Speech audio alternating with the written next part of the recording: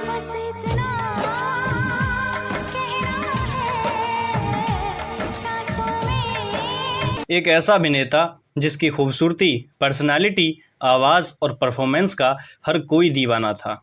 मेरा वादा है, एक दिन तुझे भी इन वादियों में मैं दफना दूंगा, पर तेरी कब्र पर रोने वाला कोई भी नहीं होगा। वो एक्टर जिसकी परफॉर्मेंस देखकर लोग फिल्म के मेन हीरो को भूल जाते थे। गलत, झगड़ा उसने शुरू किया, मैंने तो सिर्फ खत्म किया। बेचारा सूरज डूब गया।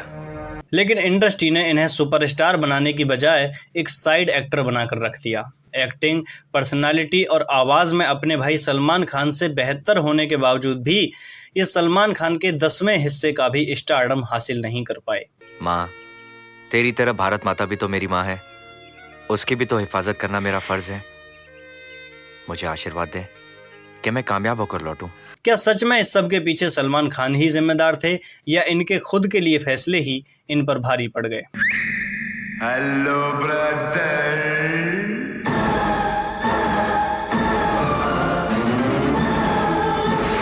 परफॉर्मेंस इतनी दमदार कि जिसने एक बार फिल्म में देखा उसे ये कलाकार हमेशा के लिए याद रह गया। जाका बैरी चैन से सोए ताके जीवन को धिक्कार, चैन ना पाए वो जीते जी जो ना सुन ले उसकी मरण पुकार। तो फिर ऐसा क्या हुआ कि जब ये एक प्रोड्यूसर बने और खुद से दबंग फिल्म को प्रोड्यूस किया तो लीड हीरो का रोल अपने भाई सलमान को दे दिया और खुद एक छोटे से रोल में संतुष्ट हो गए।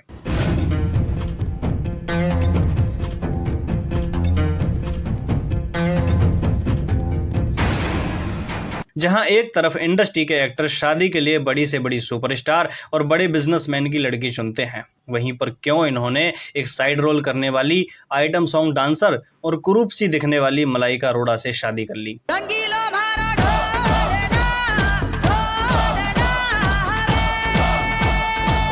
क्यों इनका ये रिश्ता 19 साल के वक्त और एक बेटे को जन्म देने के बाद भी खत्म हो गया और फिर से अरबाज ने एक नॉर्मल सी लड़की शुरा खान को शादी के लिए चुन लिया?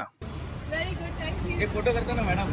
मैं मत भागना मत प्लीज। एक फोटो नहीं अभी बस अभी भागना नहीं। आज के समय में अरबाज की फिल्मों में जगह लगभग खत्म क्यों हो गई है, चर्चा करेंगे इन्हीं सब विषयों पर और जानेंगे और भी कई दिलचस्प बातें। आप बने रहिए हमारे साथ और देखते रहिए अनबीटेबल बायोग्राफीज। ओ मैंने क्यों प्यार किया, ये दिल बेकरार किया, ओ मैंने क्यों प्यार किया। दोस्तों, अगर आपको पुराने हिंदी सिनेमा से वैसी ही मोहब्बत है जैसी हमें है तो हमारी आपसे खास गुजारिश है, बसंती इन कुत्तों के सामने मत नाचना।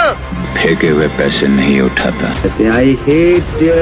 रिश्ते में तुम तुम्हारे बाप होते हैं, नाम है शहंशाह। हम भी वो हैं जो कभी किसी के पीछे नहीं खड़े होते, जहाँ खड़े हो जाते हैं लाइन वहीं से शुरू होती है। सारा शहर मुझे लाइन के नाम से जानता है। डॉन का इंतजार तो 11 मुल्कों की पुलिस कर रही है। इस देश की सरजमीन का मुजरिम हूँ, जिसका जर्रा जर्रा मेरे जमीर को ललकारता है। कहता है धिक्कार है तुम पर सांगा, धिक्कार है तुम अब तक विदेशी भेड़ियों को इस देश से बाहर नहीं निकाल सके। अजगर किसे कब और कहां निकल जाता है, ये तो मरने वाले को भी पता नहीं चलता। प्रेम नाम है मेरा, प्रेम चोपड़ा। साथ मिलकर 4 मंत्र पढ़ना ही प्यार नहीं, और न ही 2 शरीरों का मिलन संगम।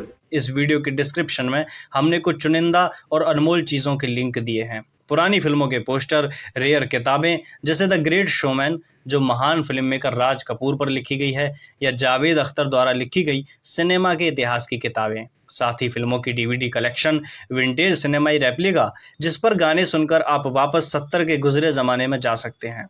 साथ ही आप देख सकते हैं देवानंद, मनोज कुमार, राजेश खन्ना जैसे हुनरमंद कलाकारों के पोस्टर्स अपने घर में लगाने के लिए, और शोले जैसी ऐतिहासिक फिल्मों के फ्रेम भी। तो देर किस बात की है, डिस्क्रिप्शन को चेक करें, वहां पर आपको पुरानी फिल्मी दुनिया की पूरी लाइब्रेरी मिलेगी। दोस्तों, ये सिर्फ सामान नहीं है, ये हमारे उस सुनहरे दौर की यादें हैं जो अब सिर्फ कहानियों में बची है। तो अगर आप भी उन कहानियों का हिस्सा बनना चाहते हैं तो डिस्क्रिप्शन में दिए गए लिंक पर क्लिक कीजिए और अपने कलेक्शन में वो चीज़ें जोड़िए जो वक्त के साथ और भी कीमती होती जा रही हैं, क्योंकि सिनेमा सिर्फ देखने की चीज़ नहीं होती, वो जीने की चीज़ होती है। अब चलिए वीडियो पर वापस आते हैं। अरबाज खान का पूरा नाम अरबाज सलीम अब्दुल राशिद खान है। उनका जन्म 4 अगस्त 1967 को पुणे, महाराष्ट्र में हुआ था। उनका परिवार पहले से ही फिल्म इंडस्ट्री में अपनी अच्छी पहचान रखता था, क्योंकि पिता सलीम खान अपने ज़माने के एक बड़े स्क्रीन राइटर थे, जिन्होंने किसी वक्त पर शोले जैसी बड़ी हिट फिल्में दी थीं। इसलिए अरबाज के जीवन में सिनेमा में जगह पाने जैसी कोई बड़ी चुनौती नहीं थी। अरबाज की पढ़ाई हुई सिंधिया स्कूल ग्वालियर से, और उसके बाद उन्होंने खानदान की लकीर पर चलते हुए फिल्मों में ही काम करने का मन बनाया। बड़े भाई सलमान खान 1989 में आई फिल्म मैंने प्यार किया से सुपरस्टार बन चुके थे। ऐसे में अरबाज को फिल्मों में शुरुआत करने के लिए एक मजबूत प्लेटफॉर्म मिला, और 1992 में फिल्म फुटपाथ में उनका सिलेक्शन हुआ, जिसके लिए अरबाज कुछ इस तरह तैयार हुए। खैर, ये बात रही मजाक की, लेकिन अरबाज फिल्म की शूटिंग कर ही रहे थे कि उन्हें फिल्म खिलाड़ी ऑफर हुई।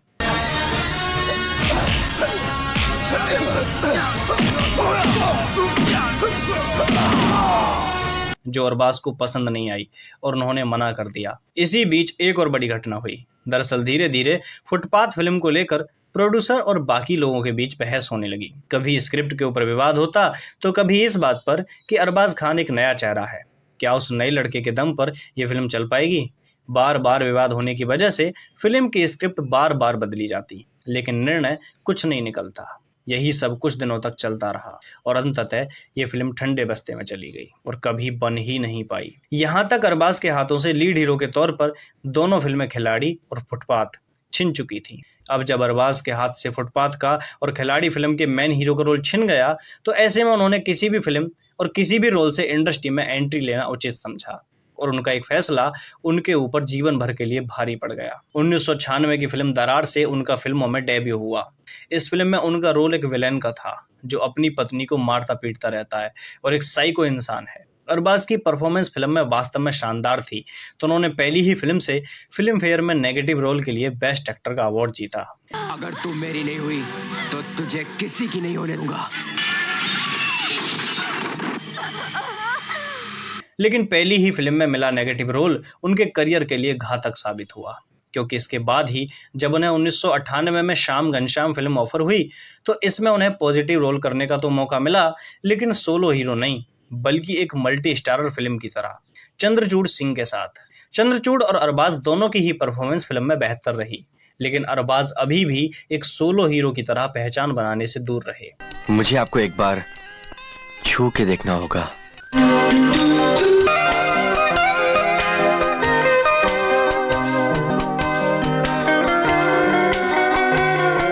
इसी साल इनके भाई सोहेल खान द्वारा लिखित फिल्म प्यार किया तो डरना क्या में सलमान खान फिर से लीड हीरो के तौर पर नजर आए, लेकिन अरबाज फिर से एक साइड रोल निभाते रह गए।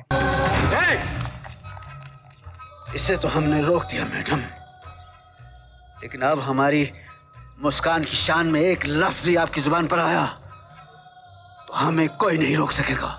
हालांकि इस फिल्म को अरबाज के अपने परिवार के लोगों ने ही मिलकर बनाया, इसके बावजूद अरबाज को एक साइड रोल ही दिया गया, क्योंकि सलमान खान पहले ही सुपरस्टार बन चुके थे, तो परिवार के लोग भी फिल्म की सफलता को लेकर सलमान के कंधों पर ही ज्यादा भरोसा करते थे। विडंबना इस बात की थी कि अरबाज खान की प्रतिभा पर किसी की नजर नहीं जाती थी। ये सिलसिला लगातार यूं ही चलता रहा।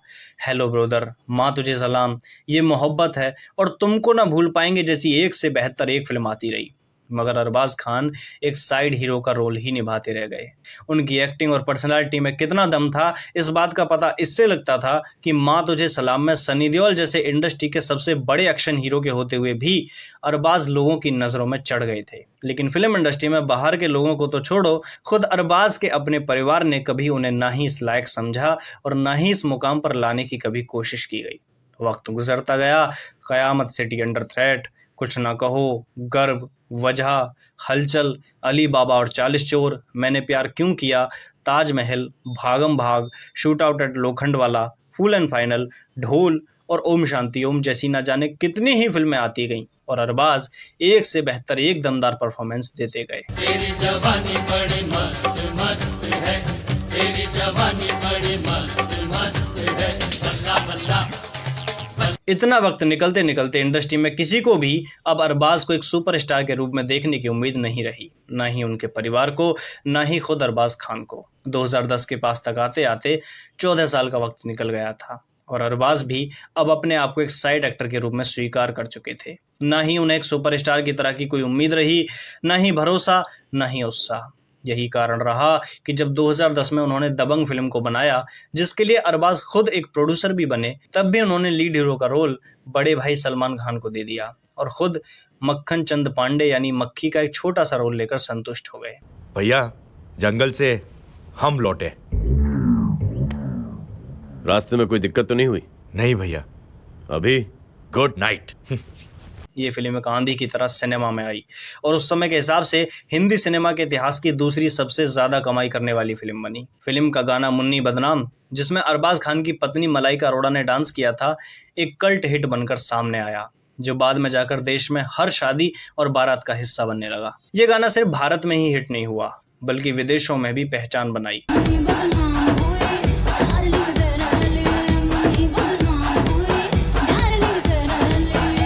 जहां 12 मार्च 2011 को अरबाज ने अपनी पत्नी मलाइका को ऑस्ट्रेलिया के एक Indian film festival Bollywood and beyond में मदद की, जिसमें 1235 भागीदारों ने एक साथ मिलकर मुन्नी बदनाम के कोरियोग्राफ्ड डांस को परफॉर्म किया और इसने मलाइका अरोड़ा के नाम से एक वर्ल्ड रिकॉर्ड बनाया।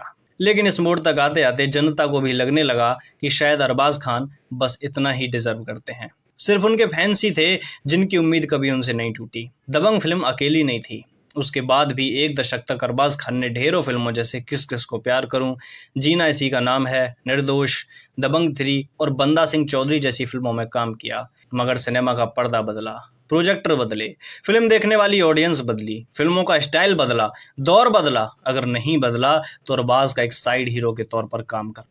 तेरी आंखों का दीवाना दीवाना दीवाना, तेरी बातों का दीवाना दीवाना दीवाना, तेरी अरबाज खान ने फिल्मों में एक्टिंग के अलावा डायरेक्शन में भी हाथ आजमाया, जहां उन्होंने 2012 में आई अपनी ही फिल्म दबंग के सीक्वल दबंग 2 को खुद ही डायरेक्ट किया। और जितने बेहतर अरबाज खान एक एक्टर थे, उतने ही बेहतर वो एक डायरेक्टर भी निकले, क्योंकि ये फिल्म भी दबंग की तरह फिर से सफल हुई। हिंदी फिल्मों के अलावा उन्होंने मलयालम फिल्मों में भी मोहनलाल के साथ बिग ब्रदर फिल्म में काम किया। 1993 में अरबाज खान ने एक कॉफी ब्रांड के एड शूट में काम किया। इसी शूट में मलाइका अरोड़ा भी थी।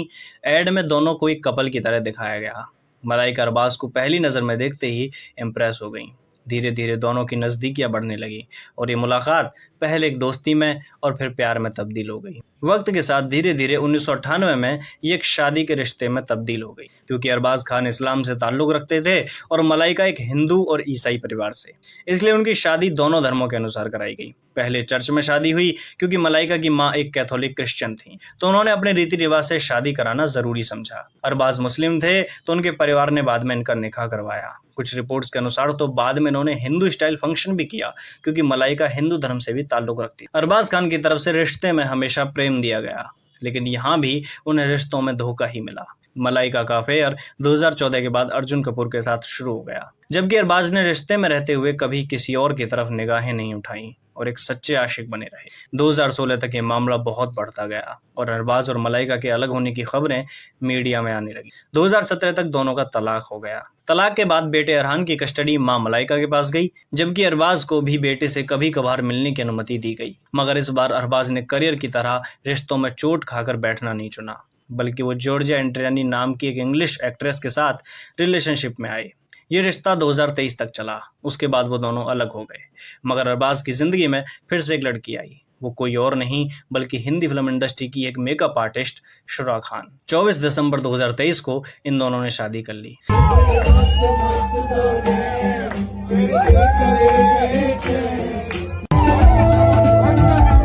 अरबाज खान का 5 फीट 10 इंच का कद, खूबसूरती, 72 पर्सनालिटी और दमदार आवाज, सब कुछ ये साबित करता था कि ये सुपरस्टार बनना डिजर्व करते हैं।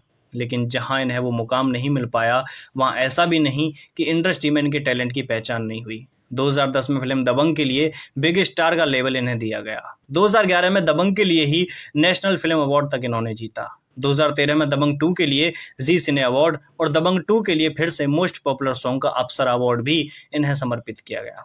अरबाज के लायक होने के बावजूद भी इन्हें सुपरस्टारडम का टैग न मिलने के पीछे कुछ फैंस ने सलमान खान को जिम्मेदार माना, तो कुछ का मानना रहा कि अगर अरबाज शुरुआत में ही 2 फिल्मों के हाथ से निकल जाने के बाद जल्दबाजी में नेगेटिव रोल करना अगर नहीं चुनते, तो शायद वो भी आज एक सुपरस्टार होते। खैर, वजह जो भी रही, अरबाज आज भी अपनी दमदार परफॉर्मेंस होने के चलते और आकर्षक पर्सनालिटी होने के कारण उनके फैंस के लिए एक सुपरस्टार ही हैं। बाकी दुनिया जो भी समझे। वीडियो आपको कैसी लगी कमेंट करके ज़रूर बताएं और यदि फिल्मी दुनिया के दीवाने हैं तो डिस्क्रिप्शन में अपने लिए अनमोल तोहफे चेक करना ना भूलें। बहुत बहुत धन्यवाद। Good night.